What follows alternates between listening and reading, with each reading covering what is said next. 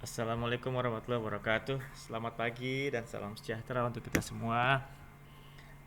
Ya, kepada anak-anak yang sedang mempersiapkan ujian sekolah, berikut saya akan sajikan tutorial ujian sekolah fisika semester ini ya, kelas 12 ya.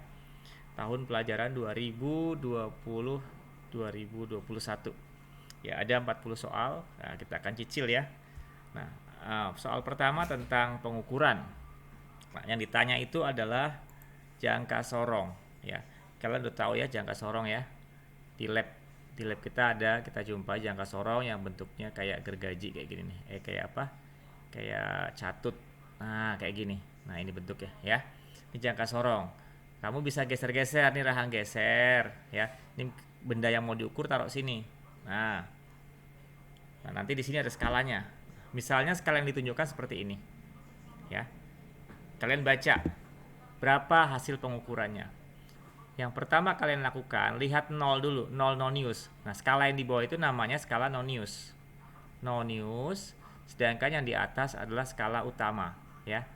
Skala utama. Saya singkat saja, di atas itu SU, skala utama, dan yang di bawah adalah SN, skala nonius. Pertama, lihat angka 0 nonius ada di antara angka berapa skala utama. Kalau kita lihat di sini, angka 0 nonius itu terletak di antara 17 dan 18 mm. Di antara 17 dan 18 mm. Kita tulis skala utamanya, ambil yang kecil, jangan yang gedenya ya. 17 milimeter. Oke. Karena di sini kan kayak penggaris cm. Kalau kita baca ini 1 cm, 7 mili. Kalau kita bikin jadi milimeter maka bacanya 17 mili. Oke.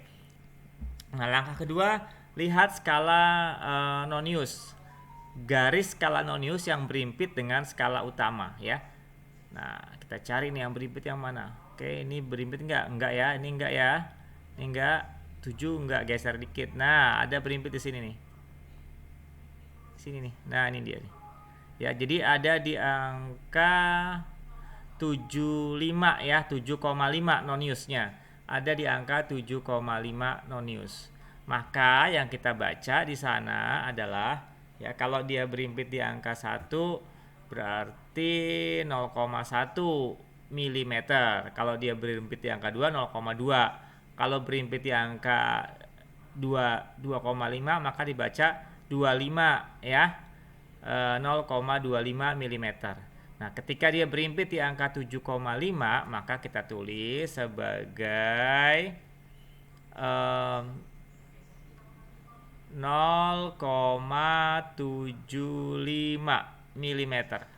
Nah, lalu kita baca totalnya adalah 17,75 mm. Nah, ini adalah sebuah kubus. Satu sisi kubusnya diukur menunjukkan angka 17,75 mm. Berarti kalau cari volume berarti satu rusuknya ini dipangkatkan 3. Ya, ini misalnya A, ini A, panjang, tinggi, dan mana lagi nih ya, kali sebelah sini. Nah, ya, A kali A kali A. Jadi A pangkat 3. Kamu hitung dan juga memperhatikan angka penting. Lihat di sini, setiap angka yang diperoleh dari hasil pengukuran adalah angka penting. Dalam hal ini kita dapat 4 angka penting. Sehingga hasil akhirnya harus mengandung 4 angka penting. Kalau kamu pangkatin 3, kamu akan dapat 5592, sekian. Ya. Lalu karena harus dibulatkan menjadi 4 angka penting, maka dapatnya adalah E. Oke. 5592 mm kubik. Lalu bagaimana seandainya ya, saya kasih tahu ya permisalannya. Seandainya kamu dapat angkanya gini. Ini misalkan aja nih ya. 40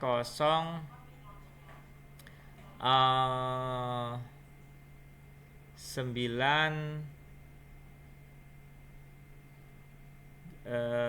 4096,68. Nah, kamu harus bulatkan. Jadi berapa nih kalau kamu harus bulatkan? Nah, yang ini 6 itu sudah di atas 5, jadi harus pembulatan ke atas. Jadi kamu bulatkan 4097 mm pangkat 3. Gitu loh cara bacanya. Paham nggak? Ya. Dah. Sampai sini ya. Jadi tetapi misalnya ada misalnya angkanya 140.687,5 mm pangkat 3. Kamu harus bulatkan ke dalam 4 angka penting. Bagaimana caranya? Oke, jangan 5 deh. 5 tuh boleh di atas, boleh ke bawah ya. Misalnya ini kita anggap ke bawah saja, nggak usah dibulat ke atas. Nah, ini 7. 7 sudah 7 di atas 5. Kita menginginkan hanya 4 angka penting saja, berarti harus cuma sampai sini aja. Berarti 7 pun harus dibulatkan. Maka dia harus menjadi 14069. Di sini 0 karena 7 udah kita bulatkan, ya. Tetapi karena 4 angka penting, maka kita harus kasih garis bawah di sini. Garis bawah itu menunjukkan angka terakhir atau angka yang diragukan, ya. Angka yang diragukan. Oke. Nah, jadi nulisnya begini, ada garis bawahnya. Kalau pakai notasi ilmiah, maka nulisnya 1,4069 10 pangkat berapa nih? 1, 2, 3, 4, 5. Nah, kalau pakai notasi ilmiah begini. Jadi tetap ini masih kelebihan ya, masih ada berapa angka itu? 2, 3, 4. 1, 3, 4, 5. Oh, masih ada 5 angka penting. Kalau mau 4 angka penting ini 9 harus dibulatkan lagi ke bawah. Jadi 140,700. Garis bawahnya di mana? Di 7 karena angka pentingnya di cuma 4. Kalau tadi ini yang ini 5 angka penting, ini 5 angka penting ya. Ini 5 angka penting karena 1, 2, 3, 4, 5. Nah, kalau seandainya diminta 4 angka penting, karena ini hasil pengukurannya kan 4 angka penting, maka hasil akhirnya harus 4 angka penting juga. Maka 14070. Ya, sorry, coret dulu ya. Maka ini ada 4 angka penting, 1407. Terus yang lainnya itu tidak angka bukan angka penting. Sehingga kalau ini kita mau nyatakan dengan notasi ilmiah, kita tulis 1,407 10 pangkat 5 ya. Tetap ini 4 angka penting, tetapi dari sisi nominal nilai dia tidak berubah ya. Tidak dari ratusan ribu lalu berubah menjadi puluhan ribu ya. Oke, paham ya? Jadi tetap nilainya skalanya masih ratusan ribu.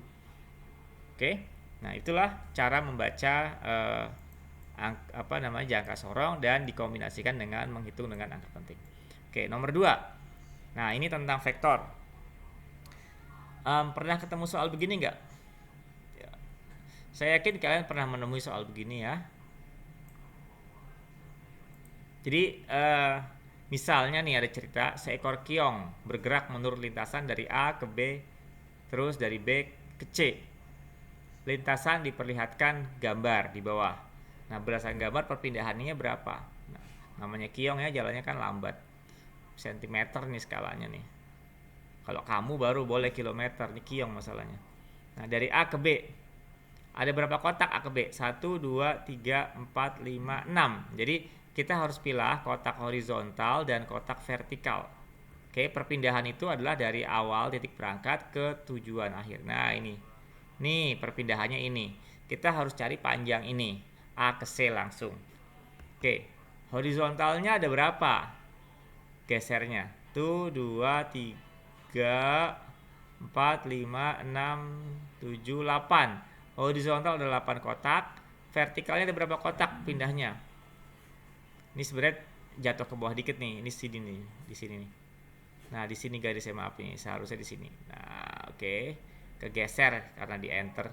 Jadi ada berapa kotak? 1, 2, 3, 4, 5, 6. Vertikalnya 6 kotak ya. Horizontal 8 kotak, vertikal 6 kotak, maka sisi miringnya adalah 8 kuadrat tambah 6 kuadrat. Jadinya 10 kotak. Nah, 10 kotak itu dengan satu kotak nilainya 1,5 cm, maka tinggal kamu kalikan 1,5, dapatnya 15 cm. Jawabannya adalah D. Oke? Ya. Bisa ya, sampai di sini belum ada kesulitan ya.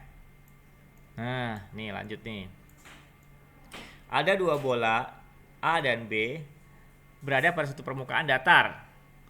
Nih, pada satu permukaan datar yang sama tingginya kan, misalnya di atas permukaan lantai. Nih di sini, yang satu dilempar duluan dengan kecepatan 40 meter per detik, kenceng nih. Ya.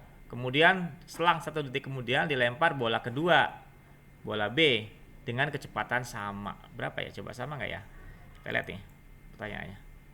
Dengan kecepatan next page ya. Next page.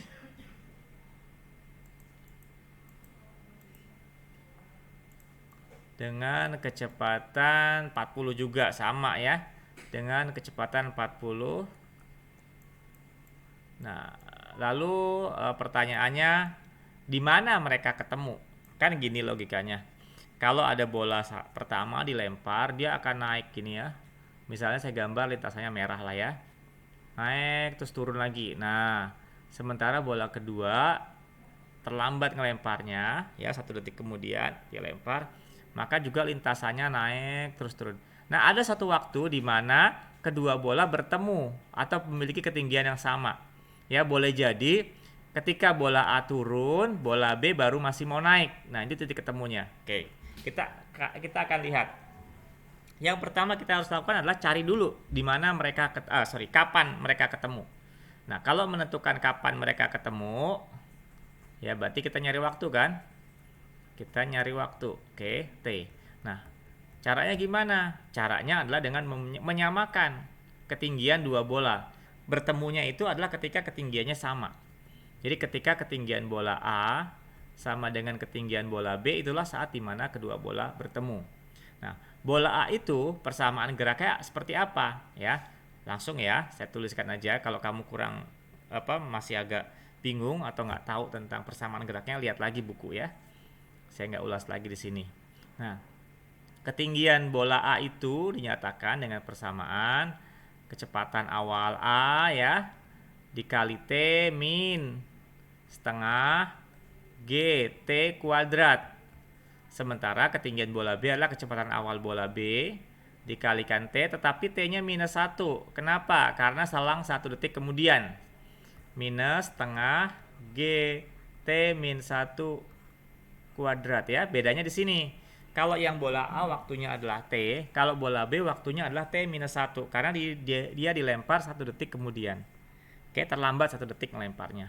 Nah, masukkan angka-angkanya. 40T min setengah G-nya kan 10, jadi 5T kuadrat aja langsung ya.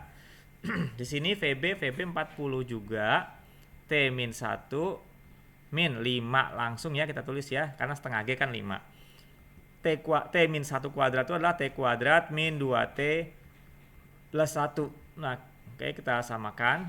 Ya, tetap ya tulis ya 40T min 5T kuadrat sama dengan 40T min 40 min 5T kuadrat plus 10T minus 5. Oke, yang sama kita coret. Yang sama kita coret. Mana yang sama? Nih 40 ya, 40T sama 40T coret. Mana lagi yang sama? 5T kuadrat sama 5T kuadrat coret. Nah, tinggal ada min 40 min 5. Jadi di sini min 45 terus kemudian plus 10T. Nah, lo dapat ya. Ini di sini sama dengan 0. Maka dari sini kamu akan dapat 10T sama dengan 45. Berarti T-nya adalah 4,5 detik. Dapat T, kamu bisa carikan untuk menghitung H-nya. Kamu boleh pakai HA atau HB. Saya lebih pilih pakai HA. Kenapa? Karena nggak ribet, nggak pakai T-1 ya. Berarti 40 dikali 4,5 minus ya. Minus berapa? 5 dikali 4,5 kuadrat. Ayo silahkan hitung. Ya, kalian hitung boleh. 40 kali 4,5 berapa? 180 ya. 180 dikurang 4,5 kuadrat 20,25 dikali 5 ya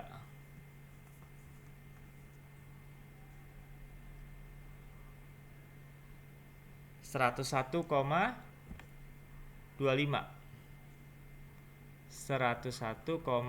nanti selisihnya. Oke. Nah, kita lihat pilihan yang tersedia. Pilihan yang tersedia mana?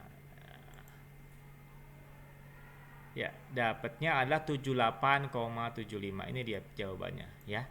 Ketemu nomor jawabannya A. Baik, kita akan lanjutkan. Untuk seri ini saya berhenti sampai nomor 4 dulu ya. Nanti di kesempatan berikutnya saya akan lanjutkan dengan nomor-nomor selanjutnya.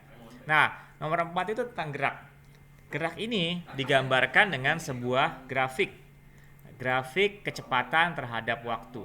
Ada dua objek yang bergerak di sini, yaitu mobil A yang warna biru ya, mobil A warna biru nih, dan mobil B yang warna hitam.